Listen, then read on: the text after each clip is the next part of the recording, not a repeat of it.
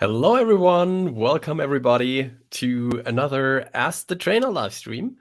And today, with me, we have Noseman. Surprise! How are you doing, man? I'm doing good. Yeah, I'm enjoying the nice rainy weather of the mountains of the Laurentians here northwest of Quebec.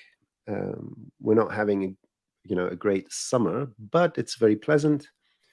And yeah, we live around nature and all sorts of animals. Do you want to hear what animals I have in my garden? Oh, I think all of them. Well, we have a wild turkey hen with 12 chicks. We have groundhogs living under a deck. We have occasional visits from deer grazing in our garden, and then all the other um, birds and hare, rabbits, and stuff. We haven't seen a bear yet, luckily. But yeah, it's absolutely Lucky. beautiful. And I have a gigabit internet. Oh, that's great. Yeah. That's great. All right. So let's start with a little bit of housekeeping here. And well, yeah, welcome everybody. I said that welcome to everyone on the chat. You can already start asking your questions. We will try our best to answer them after the housekeeping. So yeah, here again, you know it already. You're regulars. I see Bhavana here. I see Hannah here, and many others. So hey everyone, again. All right, we are on the Maxon events page here. And yeah, if you go to the Maxon website and then to news and events, then you can visit this site. And here you can find all the streams that we're doing, but also all the other live events that we are attending. For example, MoGraph, which will start not next week, the week after. All right. So yeah, let me go to the next one, because this is a quite important one for us. For us, the trainer, and for demystifying post-production and Max on Color and all the live streams that are running on this channel, because this is the place where you can find all the recordings of our live streams in case you missed one.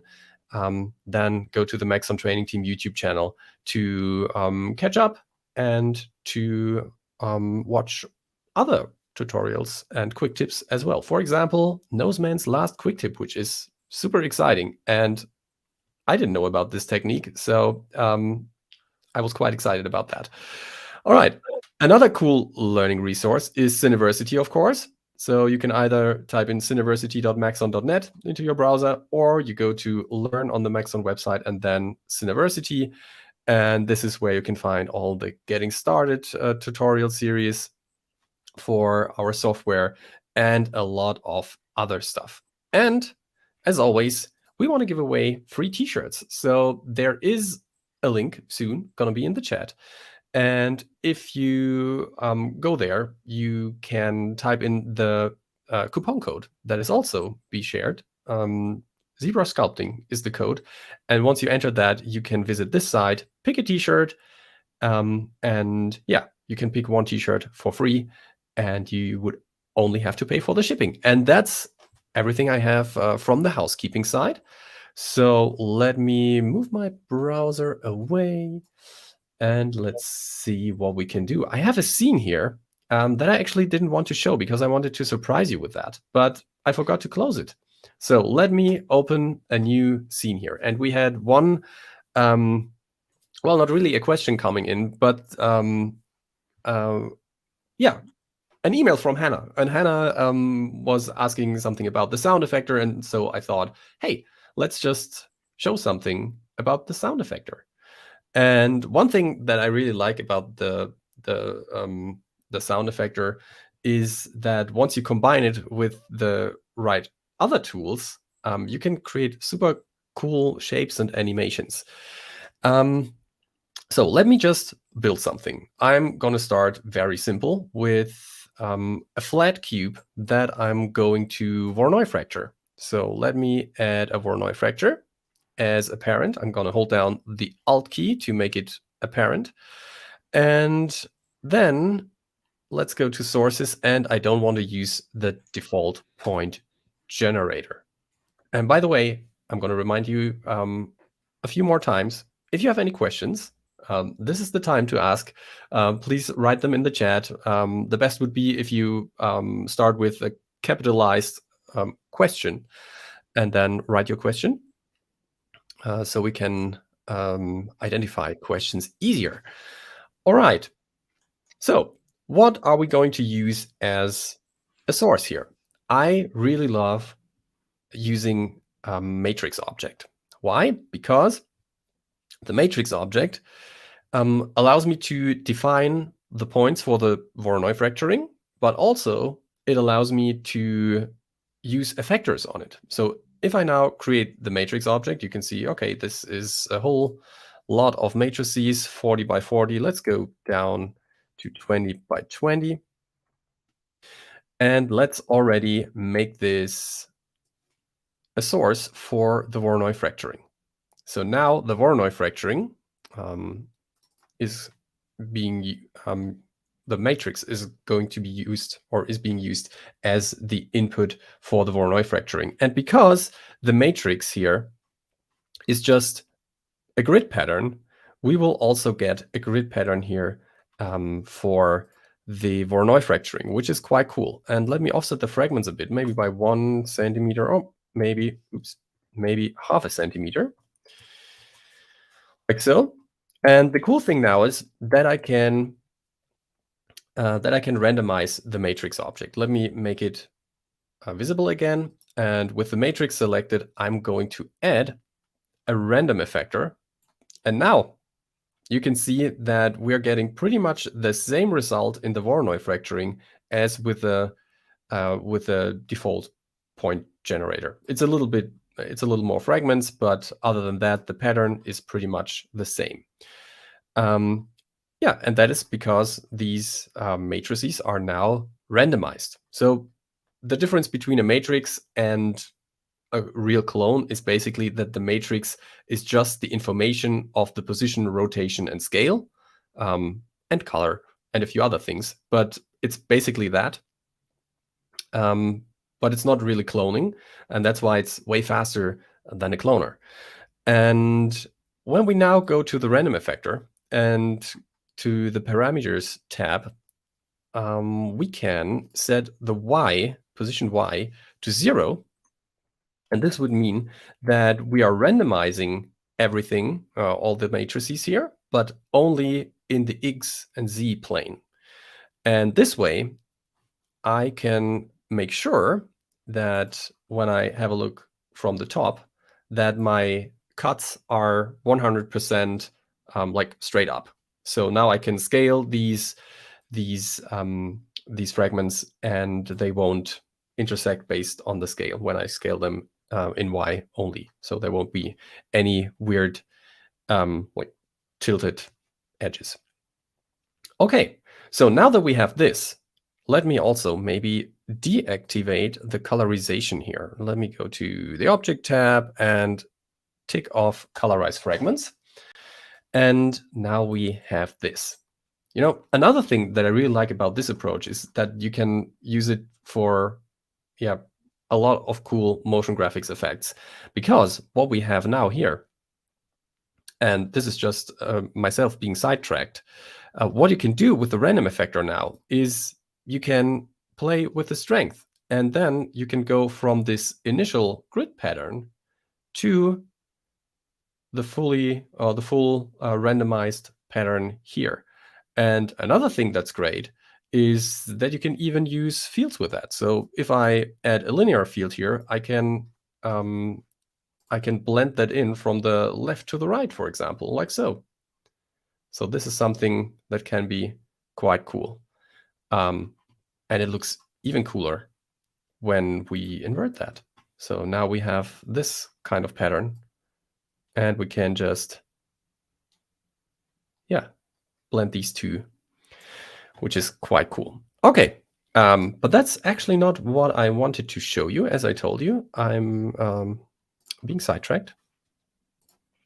But I love these little sidetracks because I I'm so excited about this stuff.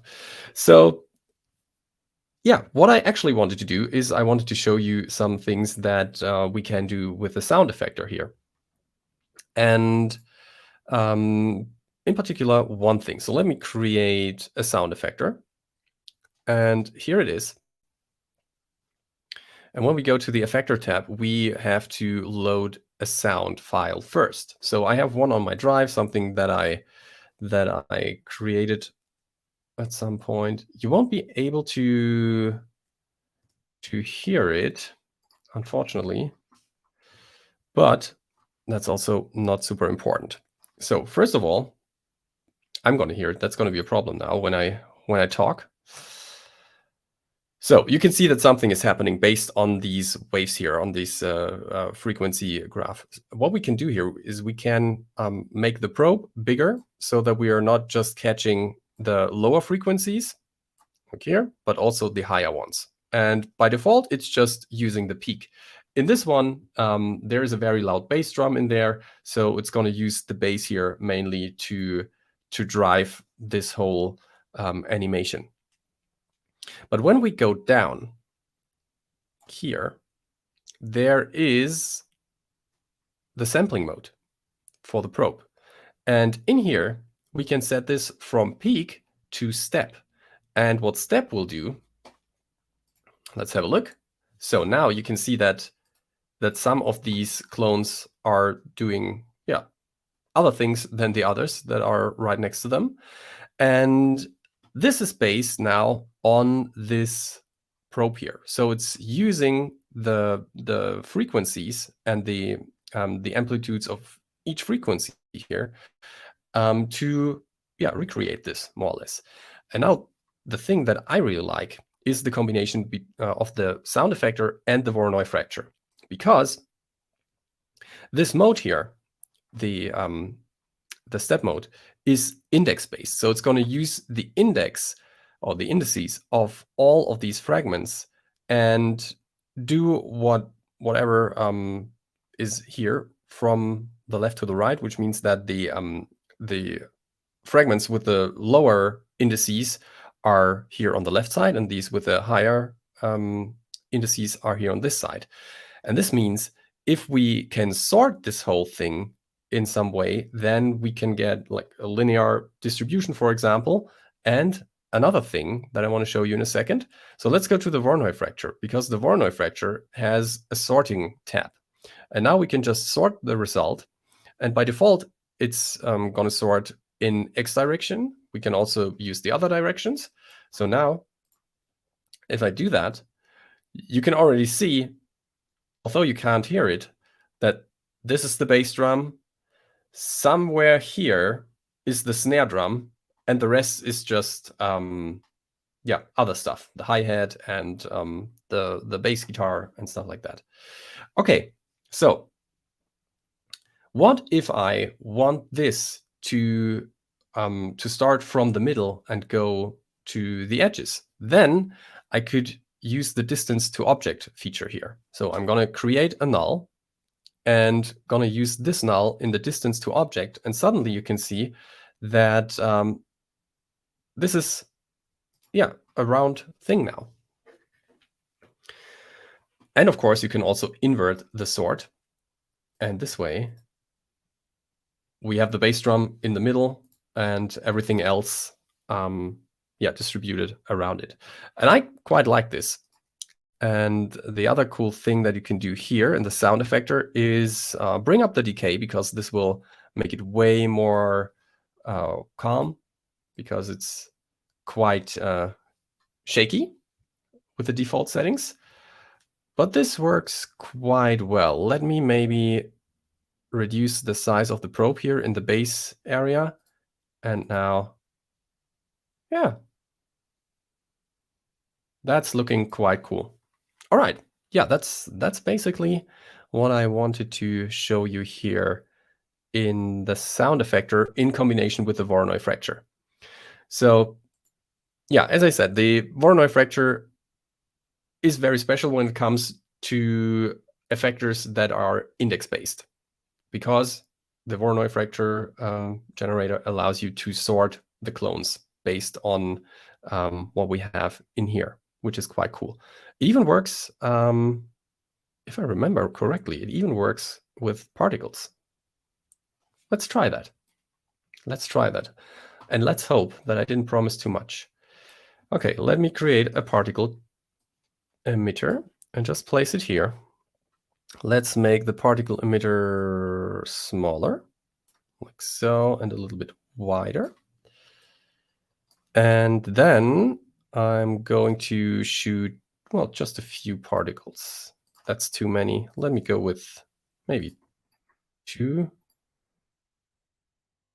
Yeah, that should work. And now let's see. Let's see if I am correct. So here we go. Emitter. Okay. I thought that would work. Maybe. Well, it should work with matrices. Do you know if that works, Noseman? Let me see. I haven't been paying attention. I'm actually preparing scenes for the replies. Can you give me the 10 Thank second? Yeah. So what I'm doing at the moment, or what I'm trying, is to use an emitter to sort the indices here. So sorting based on particles. Let me quickly think. The only data that MoGraph reads from particles is the age and the position. Okay. So. And the age becomes color, essentially. Okay, so when I use object mode and then use the emitter, then I'm emitting matrices. And now let's see if I can use this matrix in here. No, it's still using. Okay, that's not working. Okay, I promised too much. Sorry. However, do we have questions either about this or about other things? Let me address a few which I've prepared. Okay. Okay, I'm going to go from top to bottom as I find them. Right, you should be seeing my screen. So Erop is asking, would it be great if you can explain a bit more the formula, Deformer? I can give you a very quick overview, not the most detailed thing, because it requires quite a few things. I've got a plane here and a formula effector, formula deformer.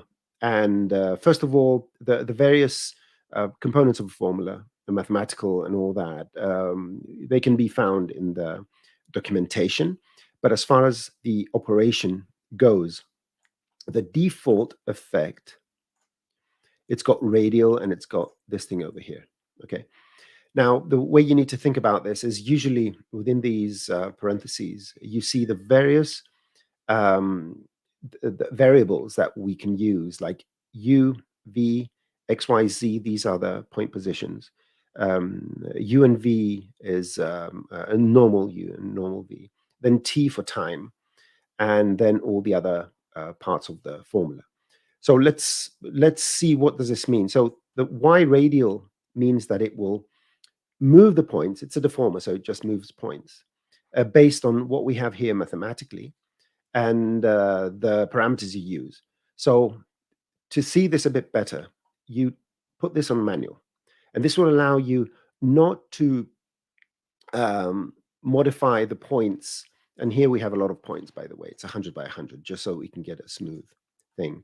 But breaking it down to X, Y, Z, what you can do is you can say, I want my X's, all the values of X for each point to be 10.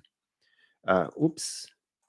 I'm going to put X. Oh, yeah, because the X is that way. I'm going to use X here and put the value of Y to 10. Why is it going 10 times 400? Apologies. The result of this is going to be multiplied by the equivalent here. So if I make this 1.2, you can see the points have been raised 1.2 times the value of this.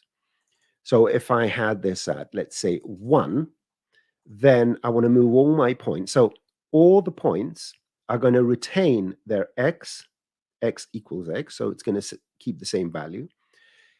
All the y values are going to be multiplied by 10 times this number, so 10. So now we've raised everything by 10.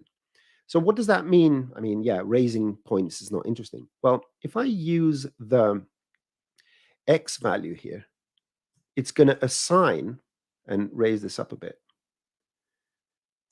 So for each and every one of the points, and I'm going to make it a bit more palatable here, this point here has a certain x value, whatever that is. It's minus, minus, I don't know, something. That x value is going to be used in the y. So the x value is minus 200. There you go. Is this plane 200 by 400 by 400? So the center is here, okay? All the points on this side of the plane have negative x values because the center 0, 0 is here. And because we have 20 and 20, we have 10. So the value of this point in x is minus 10. So what the formula says is put the y value of the same point as the same value as the x point. If x is minus 10, then y is going to be minus 10. There you go, down here. And this creates all these weird shapes. You can use sine or cosine. Let's do a sine, and we need to parenthesize this, x. This is going to create a wave, and I can play around with this wave. You can see it's creating a wavy motion because it takes each y point is going to be the x, which is in here, and the sinus of that x. And this is how you would think about the formula, Deformer, and wherever other places the formula applies, that it just allows you to move the points x, y, and z based on other parameters. And it's as simple as that. I can make this x times x, so we're going to get a parabola. And as far as you understand the math behind these things, you can use it. If you're not comfortable with the math, you won't be able to use it effectively to modify things. But generally, again, you can use things like time. Let's say times t will add a time component. So you can create a bend. I'm totally randomly doing these things, by the way, okay? So you can create all these things. At the same time, it works in 3 dimensions. So if you want to create some sort of graph, you can say, well, I want the z to be exactly the same thing as well. So copy this. And on PC, it's Control-C and Control-V. There you go. So I guess, well, I made a mistake here. So it's not that. It's something else. But nonetheless, oh, is that I don't want the z. I want the x to be that. There you go. What does that do? It does this. That was totally random. But if you can figure out the mathematical expectation of what you are doing here, then you can create all sorts of interesting graphs and stuff like that. And yeah, pretty much that's what the Deformer does. And these are multipliers to tell you how much these are going to be multiplied.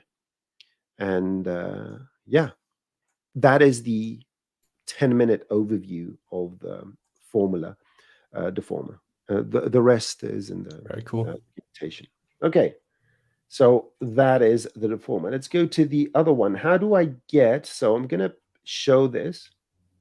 How do I get Margot? Custom user data, integer link, integer yes, from the basic material attribute manager into node material manager and so forth to drive certain shaders, tiling of a texture. Yeah, let me show you. Let me show you. I've got this user data here. And what I have in this particular case, I've got my Redshift layout here, and the cube has some user data, which is just a percentage. And if I set this to 50, I'm making it brighter. If I set this to, let's say, 0, it's black. And this is pretty much it. So very quickly, let me show you how to set this up. Number one, the data needs to live on the object that is going to have the material. And again, just to make things different, I'm going to make a sphere. How exciting. Set your renderer to Redshift. And let's create a standard material and apply it here. So there are two components. Number one, you go to the object and you create some user data. And you name the user data whatever you want. So whatever. I'm going to copy this so I don't have to type it again. Set your interface, whatever you want, interface, float slider, and what you're going to use here. So now this object owns a data channel that is a float, and it's called whatever. And I want to read that in here.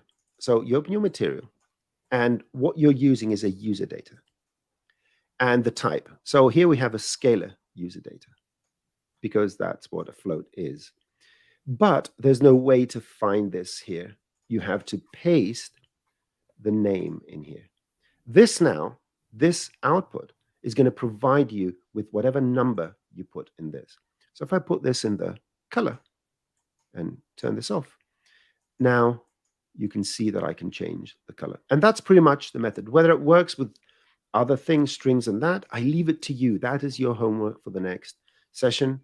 And come and tell us if that was success. But this is the overall method you would do that. Yeah, it's very cool because you can now also, let's say, I think I even showed that in one of the Ask the Trainer live streams at some point.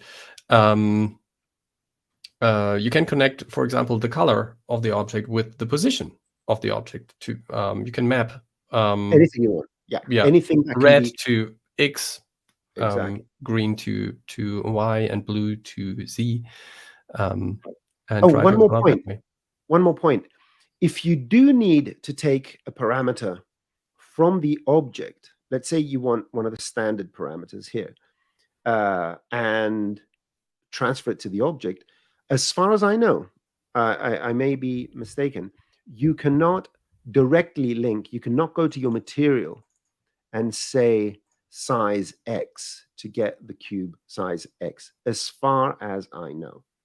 What you will need to do is create a user data, an Expresso, to read the data from your attribute manager. And then that user data piped in here. Again, that is your second assignment for your homework. I do not know. I haven't tried that. Okay, let's move down. I think you're right. We'll find out. Okay, Pyro question. I'm going to check if it changed. I would like you, Jonas, to prepare for Vampire's Sugar Puppy. Vampire Sugar Puppy. I see I said it in one word. Vampire Sugar Puppy. Right. About obtaining a train justification. Prepare for that mentally. Yes. And I'm going to this one here. Hello, guys. Hello, guys. How to create nice-looking cloth tearing using Pyro, Explode, and Force Field. I can't do nice things. I can show you how to get Pyro to influence cloth and tearing, and that's the extent of what I'm going to show here. So this is what we have in this particular. Great question, by the way. They're all great questions. There you go. So we have cloth, and the cloth is dropping, and the fire is tearing through the cloth, and the updraft is picking up the cloth and all that kind of stuff. Let me show you what switches you need to click to do that. Let's get a plane and make it 100 by 100 because we can. And let's make a sphere to make it into a fireball. Drop it down here. Make the plane a cloth. Make the sphere a pyro emitter. And what you will see is that there's no interaction between the cloth and the sphere. Now, the cloth itself affects the pyro. Look at that. It's pulling down the smoke. So we have that partially done, but we are not affecting the cloth using the pyro. And that is one setting. If you go to your project settings, simulation, and go to Pyro, you see that fluid force factor. Now, warning, it has to be a very, very small value in the 0.00 somethings. So 0.002 would be sufficient to make this cloth rise and do all sorts of weird things here. Maybe 0.015 would be a better value. It depends on the mass of the cloth and all that. Okay, that looks good enough for what I'm trying to do. And all you have to do now is just select the cloth tearing. And because cloth tearing needs stretching in order to tear, make sure you give your cloth enough stretching so that the tearing would be applied, so you don't get any contradictions. And this should tear the cloth.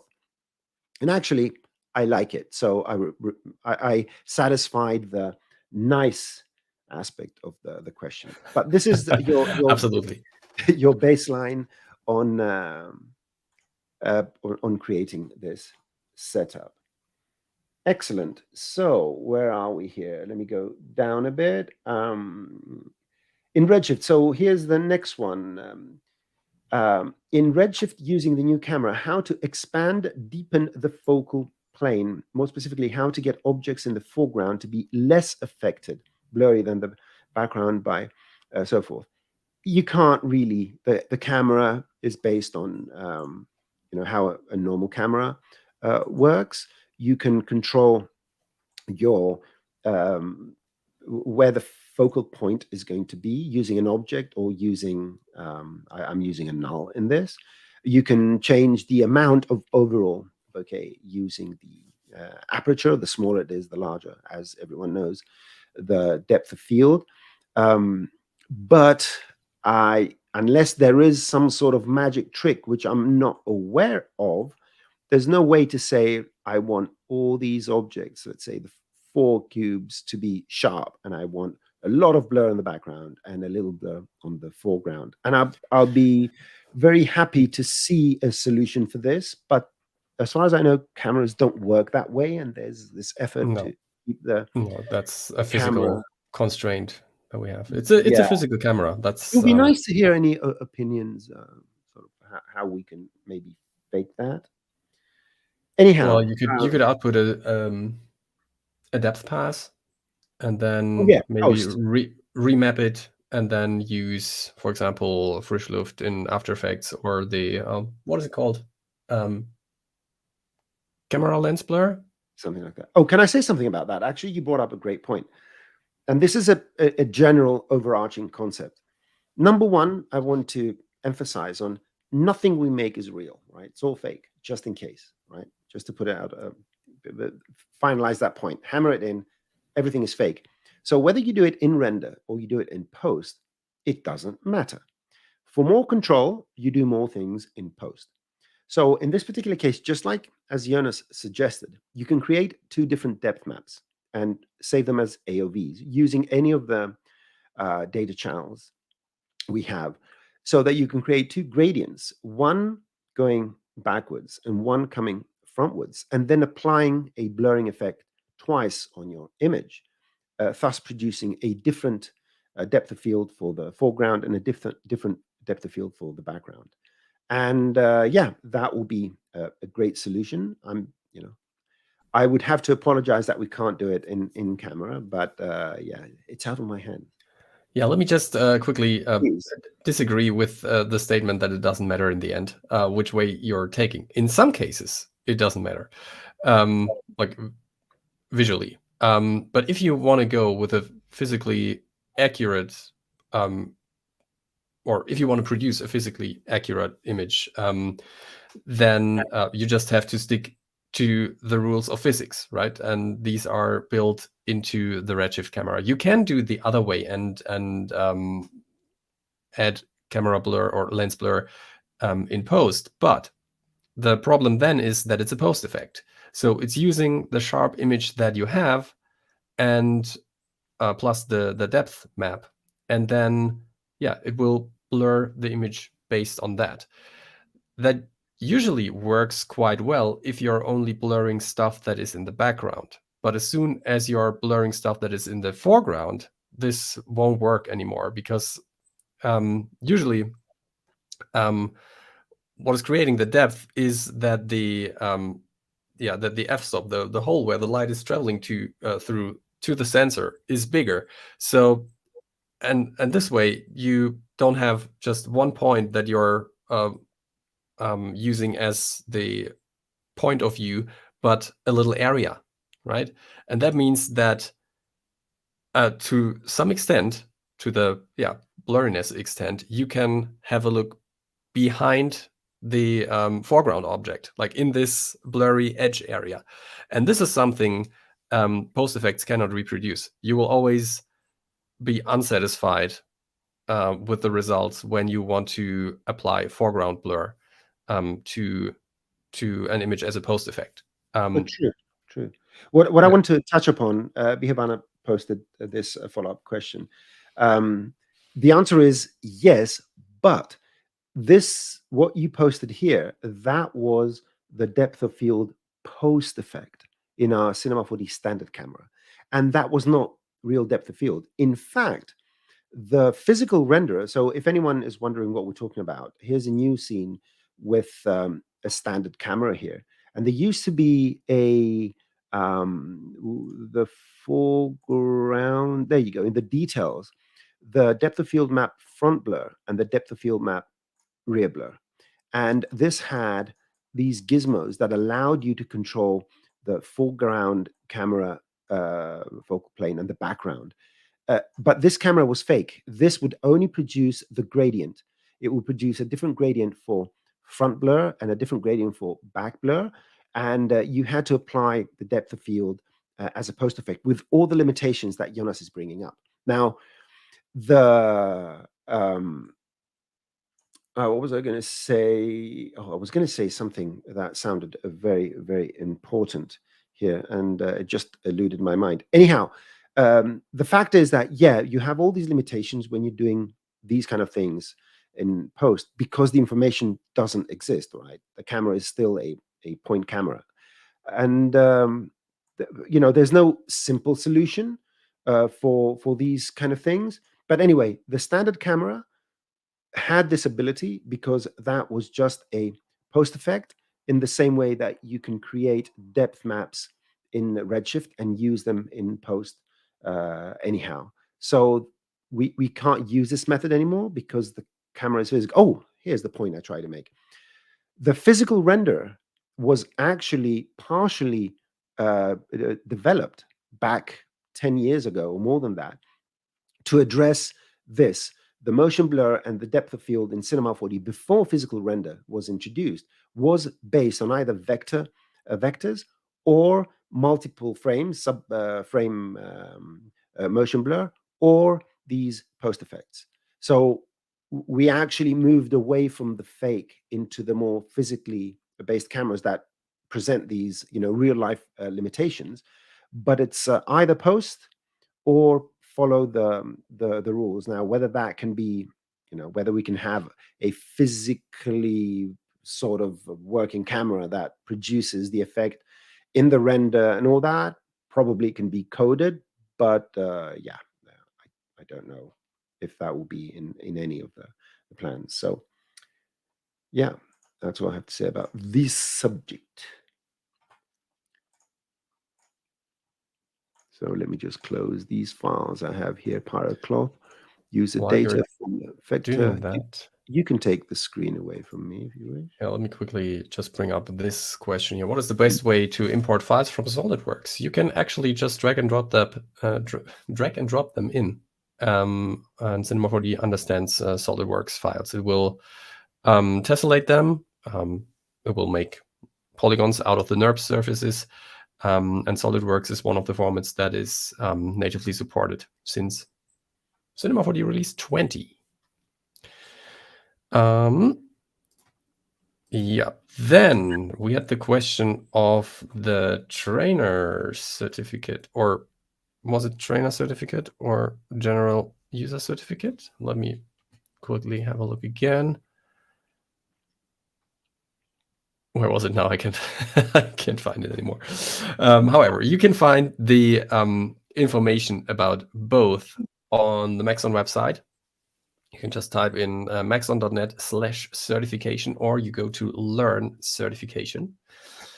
And then we have these two types of certifications. These are really aimed at pro users, users who have a lot of experience, who know a lot about Cinema 4D, who are experienced generalists. And when we go here, you can see that, well, first of all, you can read through all of this. Maybe not now, but take your time later. The thing this all is based on is our list of certification topics. And this is You're a not link. You're not sharing your screen, Jonas. Oh, sorry. That's disgraceful. Beginner's I live mistake. for these moments. I live for these moments. I know. Jonas, And how can you do that? you waited on purpose, didn't you? Always. So usually what Noseman would do is he would have let me talk through all of this, and then in the very end he said, "Hey, by the way, you didn't share your screen."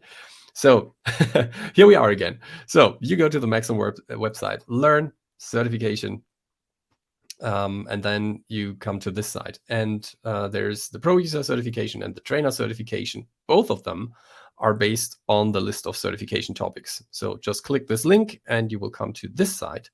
And these are all the topics that might be part of the test. They don't have to be part of the test, but there is a lot to know. However, what we also do is, so whenever we record tutorials or quick tips or whatever, and think, hey, this might be good to add to the topics list, we just add this as links. Or sometimes it's also not a link to a video tutorial, but a link to the online help. Let's just click a naming tool and see where this is going. So this one is going to the help files, to the online help, right? So we're trying to provide you with the topics that you need to know, and because the thing about learning a software is always that you just know what you know, right? But you don't really know what you don't know. So this list here helps you identifying the things that you might not know, and then learn these. And then the test itself. So when you think when you're confident, you would write to certification@maxon.net, and we would set up a meeting, because the test is a 4-hour one-on-one with the trainer. Could be me, could be Noseman, could be one of the other trainers. And yeah, we will provide you with some scenes and have instructions for you. And yeah, you would have to perform there and score 90% or above to get the pro user certification for Cinema 4D. And the trainer certification is basically, a little bit similar in the first step, which is also the certification test, the 4-hour one-on-one that I just mentioned, but you would have to score 100%. You have to know everything. And then there is another part to this, which is the teaching test, where we would ask you to prepare 2 topics, let's say beginner, or one topic on beginner level, one topic on expert level, and then present them to us so that we can assess your teaching skills. That's basically it. That's the process. Nicely said. Thank you. Although you would have to add, although you didn't share your screen from the beginning, right? I will do that if I feel it's important. Yes. Don't take away my little pleasures. I won't. I don't have much left. Just taking the Mickey. Yeah. You know the Mickey. The Brits say, "Oh, I'm just taking the mick," which means just joking around. So what I'm doing now, I'm just setting up a scene with Pyro and depth of field to see if I can answer a question. So this is the question: does in-camera depth of field work? Pyro, I usually do the in post. Doesn't show up in depth AOV map. I do not know. That's why I'm setting this up. So what I have here is a RS camera linked to a null to control my focal point. You can see it will focus here. When you are doing depth of field and other in-camera optical effects, make sure your bucket mode is on, otherwise you won't be able to see them. And so I have my depth of field here. Good. So you can see the closer it goes, the more blurry this becomes. And now let's go to settings, Redshift, advanced, globals, not globals. I always forget AOV. It's AOV, right? AOV manager. Let's go to depth and see what this does. Of course, the Z, and let's try. I'm not going to try minimum maximum. I'm going to try depth here and see. Now the values. If you want to test the values, you press. Yep, it's all white. Yeah, it could be a limitation. I do not. Yeah, I thought this would work. Do you have any insight on this, Jonas? And generally, if you're one thing you need to know, we may be seeing white. It doesn't mean there's no data, because usually data channels are very large numbers, right? Because it's in centimeters. So white is anything from 1 centimeter to infinite centimeters. So if the value happens to be 3 or 4 or 5, you will still see a whole a white thing. What you can do is when you click on here, you press the control key, and it will give you for areas of your image various values. And I can't seem to identify anything. See, you can see all the values over that little crosshair. So we should be seeing values somewhere around here, or I'm totally wrong. Oh, we can see the sphere. The sphere values change, right? Yeah, but the question was about the in-camera depth of field. Oh, wait, I can see something. No, it's working. I can see values. So which camera? Wait. So it's about the in-camera depth of field. Yeah, this is the Peter is asking. I usually do the depth of field in post, but Pyro doesn't show up in depth AOV. It might as well do use camera near far. Okay, I don't know if this applies to the new one. It doesn't. This is the near. So the near and far applies to Cinema 4D standard camera, that post effect. Let me just make this number very small and see if anything changes here. If we get any difference. No. Camera in near far, 0 to 1, maximum depth. So I also think anyway that like doing depth of field like in camera, like physical depth of field, is the only way you can get it really accurate, because there are too many areas in smoke and fire that are transparent, right? Yep. And that is true. That is true. But if someone has a workflow that works visually for them, I would have assumed. I'm not very well versed with this. I always have to research it and so forth. I would have expected to see something given the values I should be getting here. You can see the values. It's 960. That's a lot of light. That's 960 centimeters, but it's actually an RGB color that has values of 960, 960, 960. Okay. And 1. Oh, here's 0 to 1. Okay, I can't figure it out. I think with volumes, it really doesn't make much sense to have a depth channel. I might be wrong. Let's investigate a little bit further. But it depends. What if you want to make smoke or haze or something like that? Maybe you don't want to alter the image. You just want to overlay something. Of course, there you don't need the volumetric effect.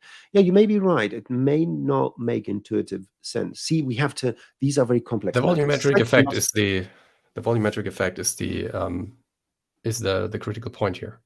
Yeah, I think. I would agree. I would agree. Okay. We'll take a rain check on that particular question. I'm just going down to see if there's what else do we have here. Now, Matthew Bell says, "Hi guys, can you think of a way to procedurally divide something like a bacteria, which other new object spawns a new object and the population grows exponentially?" Right, I'm going to bring it up. Sort of, yeah. Do you want to? Oh yeah, sorry, I forgot to press that button.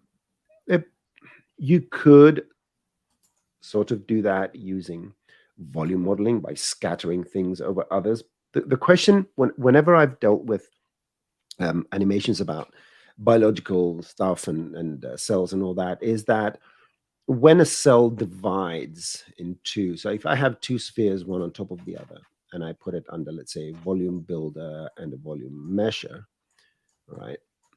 So basically, you do something like this and it divides. That's not exactly how it divides. What does happen is that because the overall sum of the masses is relatively close to the original one, as the two of these things move apart, the mass becomes smaller, so that it becomes the half. Sorry, the volume, not the mass. The volume becomes half the volume of the sphere. So as this exit this side and that exit the other side, these should become smaller. And then the next thing will apply to the next ones. Now, if they grow in between, that's a different thing. You could do this in theory if you can handle that by stacking a huge number of spheres over each other with various hierarchies. And this would be the brute force of doing it. So this sphere has another two spheres as children, and this sphere has another two spheres as children. And you would get this one and this one splitting, let's say, over 20 frames. So this one would move that way and keyframe, and this one would move that way and keyframe. So you have your first separation. Then I would keyframe this, and this. Let's say on the Z axis or the Y axis, then another 20 frames down the line. I would say this one and this one goes up and keyframe, and this one goes down and keyframe. Now we have the original one, so I shouldn't have done that. So you need to make sure these disappear, and you get this sort of weird genetically modified cell that divides in three parts and so forth. Now, you could, in essence, program something like this, either using the Sine nodes or something like that. It could be possible to spawn two. It could be possible maybe with some sort of particle setup and so forth. Any approach, if you want it to be automatic, it has to be, made into an algorithm. What do we want this to do, for how long, and what to happen? So technically, yes, you could do it. There's no automatic way. Just imagine if you want to create a MoGraph where there's one object, then the two objects appear from inside, then each object, another two appear, and so forth.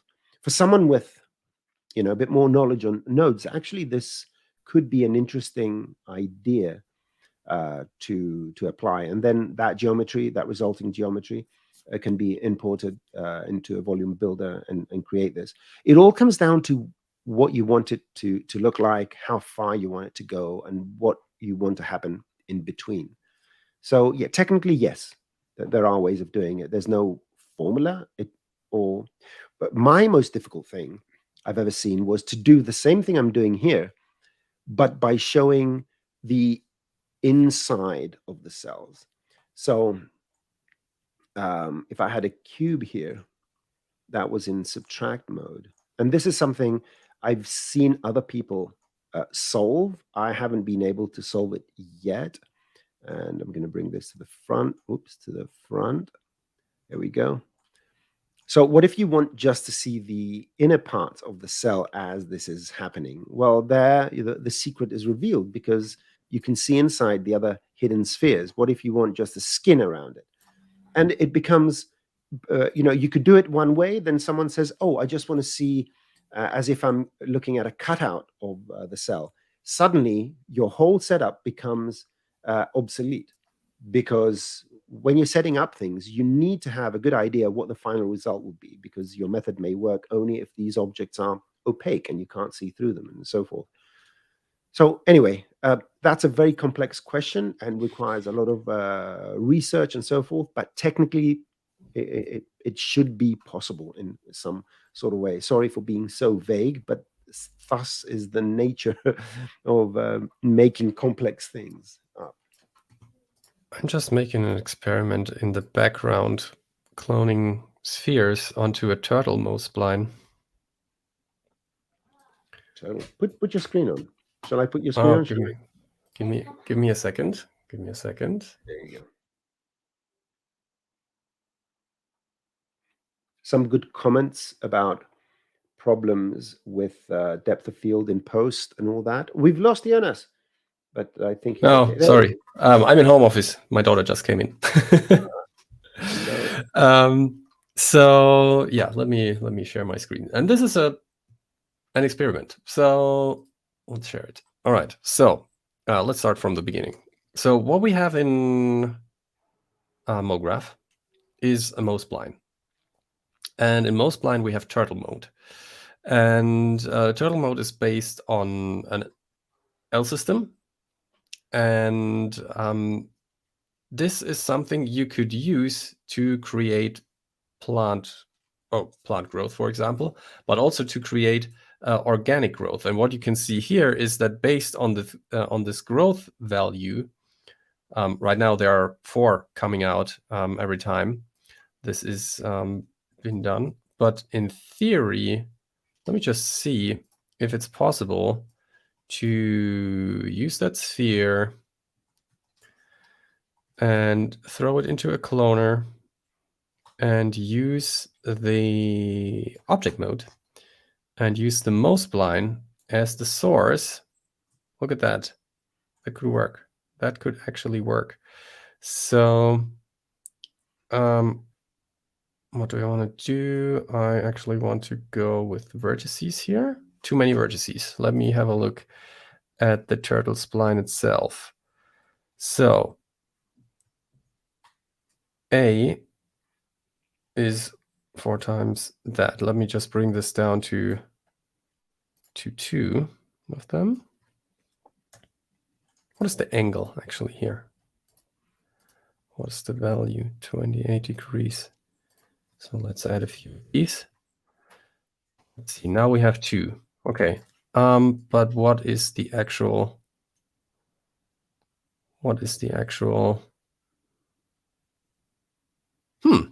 okay, that's a good one. So you can right click here and show the help. This is how L systems work. And you can create all of these nice patterns, including these. And actually this here, this pattern, let's just copy this. Premise A, and this is the rule. Let me just put that on my other screen and let's see if that works. Premise A. And then we have A equals F, and then parentheses. I'm just writing this from the help file. So I'm not coming up with this because I'm not a genius, but I know where to find things, and that's a good thing. That looks better. Oh, you know what? The values, we need 90 degrees here. Let's go with 90. Here we go. And maybe we can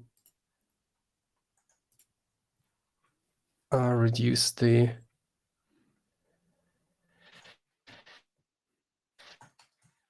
here.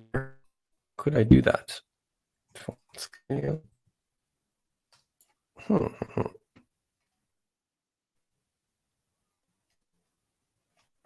Okay, I'm I can't find it at the moment. There must be a way. I mean, otherwise, let's just try to go with count again and just use 1. That could also work. So here we go. Okay, and now values. There we go. There we go. Okay, and we don't want to scale. We don't. Okay. Yeah, it's it's something I'm not playing with very often. So forgive me if I'm not very fluent in this language, but I mean, this works. Let me just add a bullet tag, rigid body. The one thing you need to know about all the studios that do anything that has to do with biology is that it kind of looks away, never works. It has to look away. That is something that took me a while to understand, that anyone that does medical illustration and all that, there's a very specific way things need to be, things need to work. Just to let you know, So let's try this. Okay, it's not too bad. It's not too bad. I'm actually quite happy. Let me scale this down.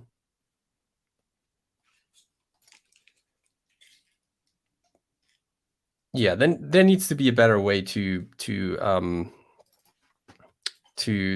handle the scale of things. Maybe if we bring down, or is it the movement? Yeah, that would just create a blob. So it needs to scale at least a little bit. But yeah, it will grow up here. That looks really nice though. And you only have 3 objects in your scene in one tag. Okay. See, that's what I love about Cinema 4D, that you can create an enormous amount of complexity, and whether it's scientifically accurate or not, I don't care. It just has to look right. It just has to look correct. It looks impressive, but I'm a technology geek, so. Thank you. Okay. Yeah. Let's just. Yeah, just replying to Vitas. That's cool. There's a little comment here.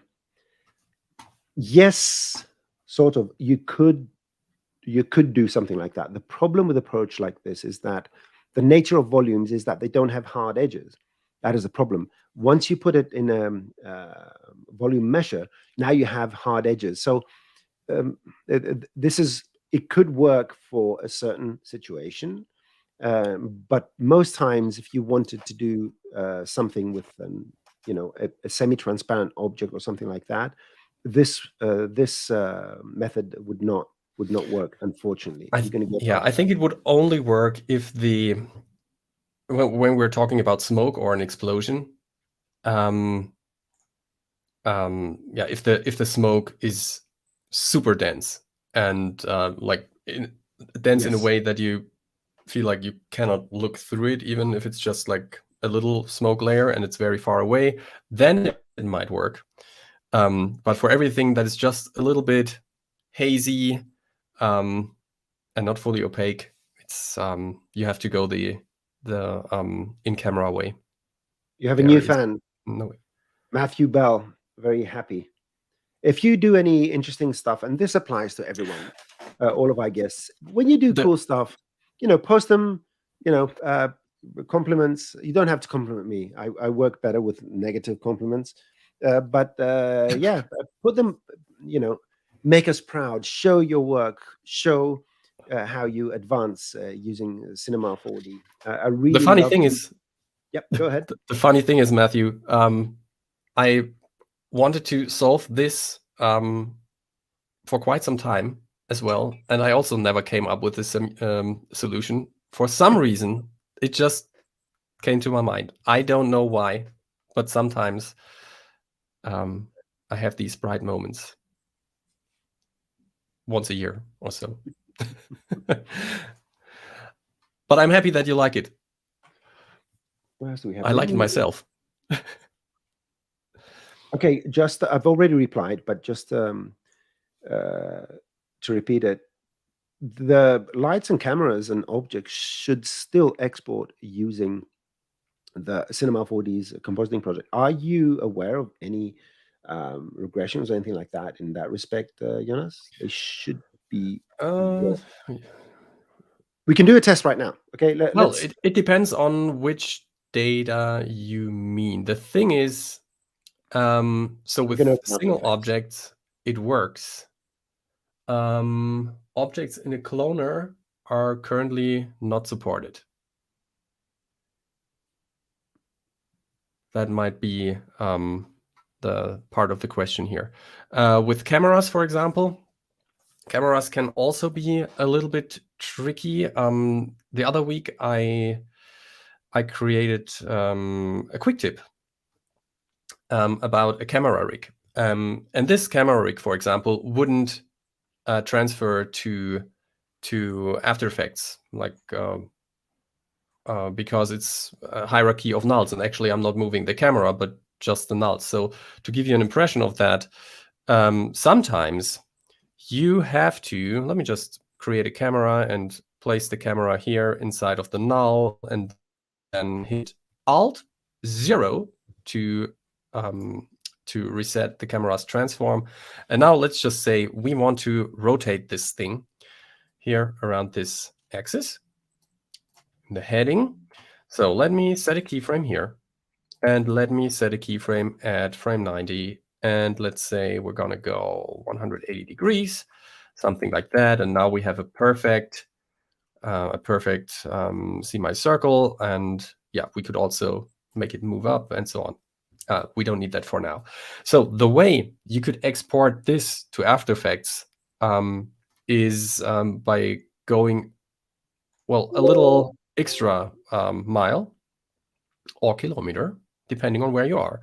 So you would have to bake the camera, but since the camera doesn't have any expressions on it, this won't work. So what I typically do is I create a second camera, and let me zero that as well. So now the camera is here, and let me maybe in this camera adjust the focus distance so that it's just one or so that we see that we have one camera with this gizmo here and one without. So what I would do then is I right-click, go down to rigging tags, and here there is a constraint tag.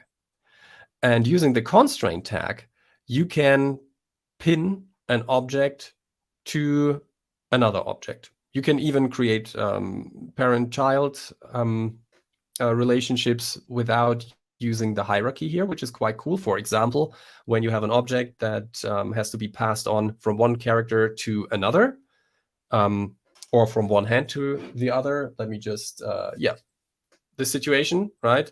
I have one object in one hand, and then I want to pass it to the other hand. This would be something you could solve with a parent constraint. In this case, I'm just going to use the transform constraint. So let me do this. And now what I'm getting is a transform tab, and I can just drag and drop in the original camera. Let's name this original. Here we go. And here we just drag and drop that in. And suddenly the camera will snap onto the position of the other one. And now you can see that they are doing exactly the same thing when it comes to position and orientation. And now we can bake this. So let me open up the timeline. But by the way, I just replied.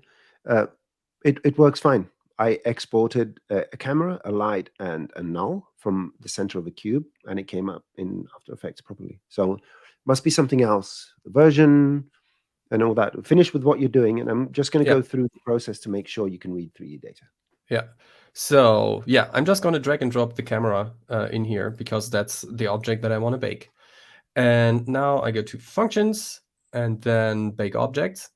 And then I get this little pop-up. And the important thing here is Bake Expressions, because the constraint tag is an expression.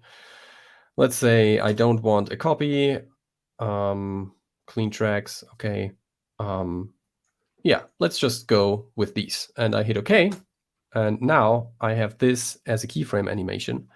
And this can be exported to After Effects. Now this would even work without the tag here because we have the keyframes like that. But this is something for some approaches like camera rigs you would have to do. All right. So yeah, you can show the. Okie doke. So this is After Effects, right? Just in case you hadn't noticed. Let me open Cinema 4D. And this is a Cinema 4D empty scene. So let's make a cube, a standard camera, whatever that is, and let's add a light, move it out of the way and put it here. There you go. So we have these three components. Lights and cameras are automatically exported. For objects, you right-click and you go to the render tags. Now, the compositing, oh, I even forgot what it was there. The external compositing tag is now named Cineware. Maybe that's what you're missing. It's a Cineware because Cineware handles now all the exports from Cinema 4D to all relevant software like Unreal Engine, After Effects, and so forth. And here, you just put it here so it gets the center of the cube. Now, the other thing, most of you know it, just to make sure, is that you need to make sure that, I'm opening on my other screen, I'm going to bring it in foreground in just a second. So inside the Cinema 4D application folder here, there is a Exchange plugins folder. And there is the After Effects, and there's the importer, and there's the another folder you need to go in, and it's called C4D importer.aex. This is a After Effects plugin which you need to put. Let me open the equivalent After Effects folder. You need to put in your After Effects folder where the support files and the plugins are. So in the plugins of After Effects, you put it over here. You just need to copy and paste in here, and then fire up After Effects again. That will enable After Effects' ability to read the proprietary AEC files we generate. So here's Cinema 4D. And all you have to do is go to your save, make sure there's some sort of name here. So some sort of name. And over here, you just save the data and include the data and save the project file. It will be automatically saved for you if you have a render path anyway over there. And let me name this Untitled 11, right? The previous one was Untitled 10. And you save this. And now if you go to After Effects and you import that 11 AEC file we just created, some sort of name, you open this and you have your camera, which we're viewing, you have your light, you have your cube, and whatever the rendered image is. So it does work. So there must be, if this process, what I just showed you, does not work for you, but make sure that all the boxes are ticked. You have the import plugin, you use the Cineware tag and all that. If that doesn't work, save that scene and contact Maxon support. Maybe there's a special case. Now, one thing I do remember is that there was, in a previous version of Cinema 4D, there was a minor issue with naming. If a camera or light or anything like that had, I think it was double quotes in it, that object couldn't be read. That it was a sort of a naming issue.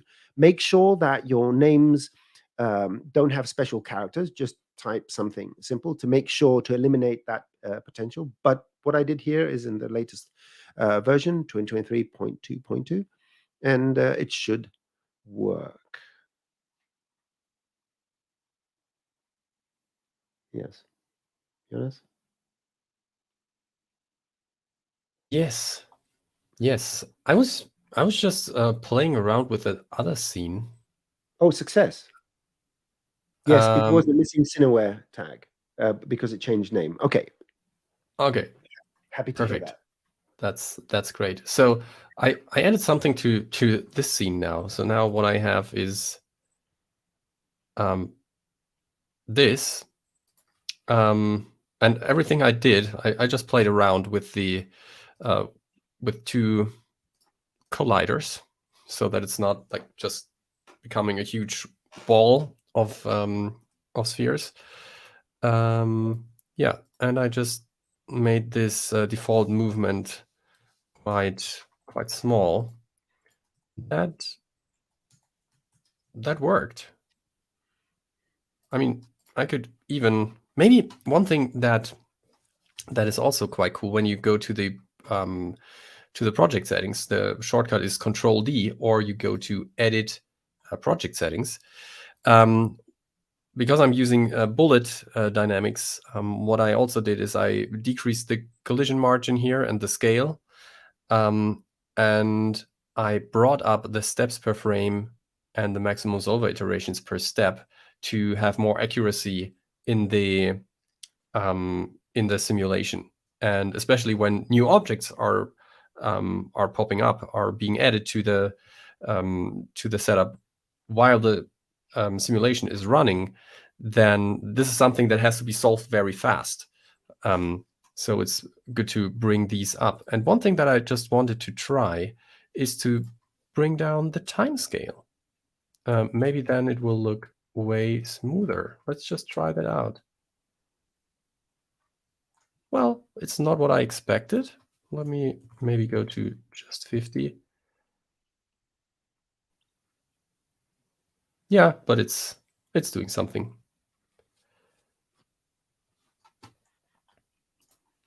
All right. Okay, what other questions do we have? There is an interesting question by Havana. Well, I'm just having a look at the clock. Let's take one more question and then wrap up. I'm not going to provide a definite answer, so don't worry. So I'd like to emit particles from a spline, like a circle spline, and then play with the degree of emission to get the desired look. So I'm not sure. My preferred method of generating thinking particles is the P matter waves. So now I'm just going to see if P matter waves emits. I don't think so, but I'm a very hopeful person. If it emits from splines, and it doesn't. So in your particular case, what I would do, I know it's not an ideal solution. There are 2 ways to go about this with their own limitations. Is number one, to create an object using your spline. So instead of a spline, you can use a torus, a very thin torus. Yeah, that will give you the desired result. Just make sure that it's an editable object and that the P matter waves has this object here. So that will be the easier solution, so to speak, where you emit from there. And yeah, let's just emit a few tens of thousands of particles here. There you go. And you can play around with the emission rates and whatnot. The other thing, which is not very well known, but it has certain limitations, would be, and doing a few times to go back, get rid of this. Oh, you can emit particles using a matrix object, right? You put a matrix in object mode and you drag, if you click on the right places, and instead of matrices, you emit thinking particles, okay? And I can turn this off because now the particles are there. Now, once you've emitted these particles, and you can generate as many as you want, you can basically control them using thinking particles. So you can use, because now this is emitting in the OR group by definition, you can change that group. You can pass, or you can spawn from each and every one of the particles. So what you could use, I think the pass would be good. And then the storm, you can use the P storm, and you can get data, and you can get data from all these particles. And I don't want to kill it, so I'm just going to put 20 here. And sometimes you just need to play it, rewind to get them to work. And then you get the position from here, if I'm not mistaken, and you can put emitter position and emit a new bunch of particles from those points. Oh my God, I think I made too many particles and I froze. Oh, there you go. yeah, we have a few too many particles to deal with. So let's put 2 and see what can happen here. So yeah, it's emitting from these with certain, I would guess, speeds, but we're emitting on the all. Right, here's what's happening here and what you need to be very certain on how to do it. The matrix is emitting on all groups, but the matrix is the parent of these particles. It owns these particles. When we tell the P-storm to emit in the same group, we're actually imprisoning these particles on the matrix object that owns them to begin with. So you will have to birth particles in a different group from this secondary group. And in theory, if this fails, we're going to edit it. We're going to just edit it. So go TP settings, create 2 groups, group 1 and group 2. We're going to make these blue and we're going to make these green. Good. So blue and green. We're going to tell the matrix to emit in the blue group. And so they're blue. And then we're going to tell all these, not all, but the blue ones to create the emission from each and every one of these points. We're using this setup. But then the P-storm is going to be emitting, put group, I think the P standard is the group, and emit in number 2. So these ones should become green now. If I rewind and press play, and they're not moving. So I've probably messed up birth number, birth count. So get all the particles from group 1 and emit in there. But anyway, I've done something wrong here. Apparently, it's emit a few more than 2. There you go. I did it.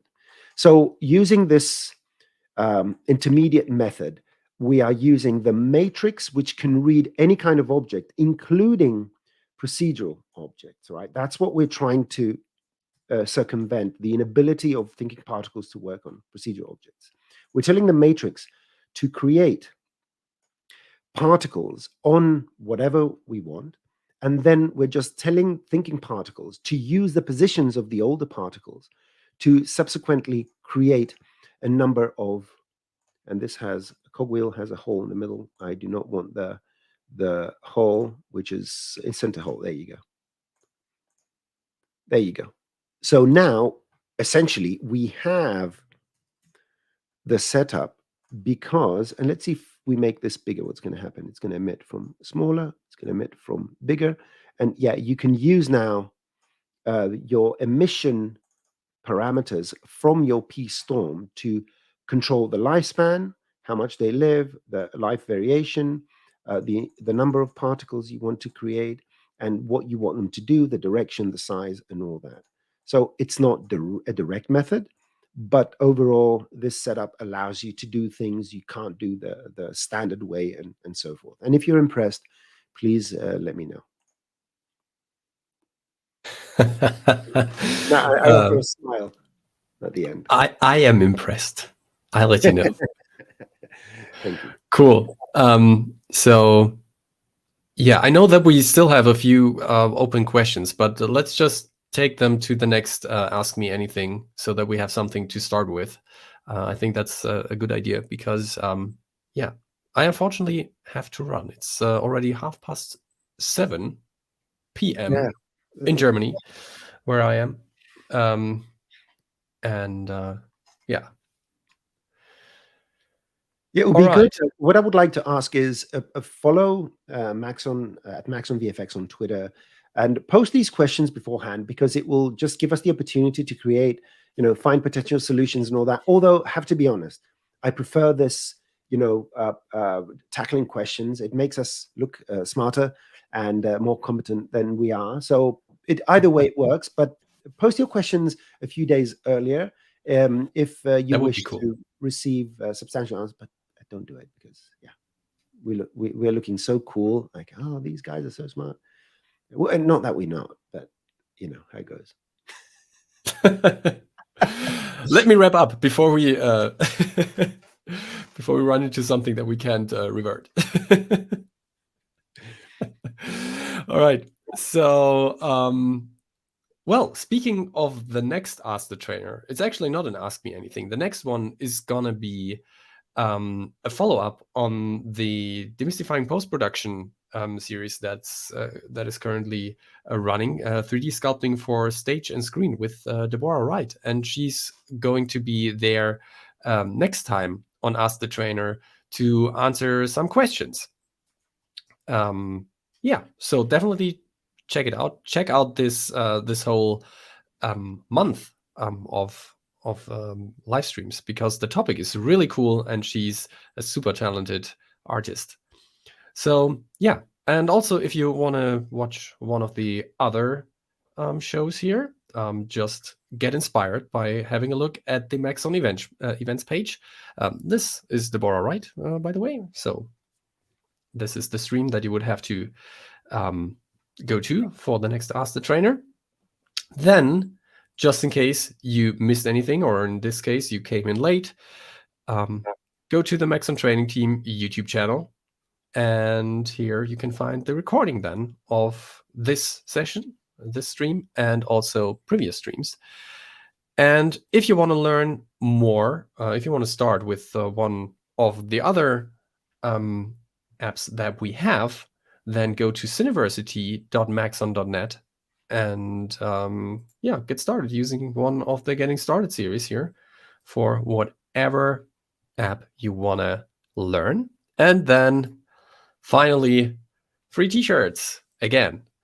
Yeah, there is a link. I think Kyle in the background is gonna post the link again. By the way, Kyle is doing a fantastic job in the background. So many thanks to Kyle for producing the show. And also, before I forget it, to Dr. Sassi for creating the timestamps. He always does that, and it's a super helpful tool for everyone to just jump to a specific topic, especially in these Ask the Trainer sessions. I think this is extremely helpful because we have so many questions. You can just use the timestamps to jump to a particular section that you might want to rewatch.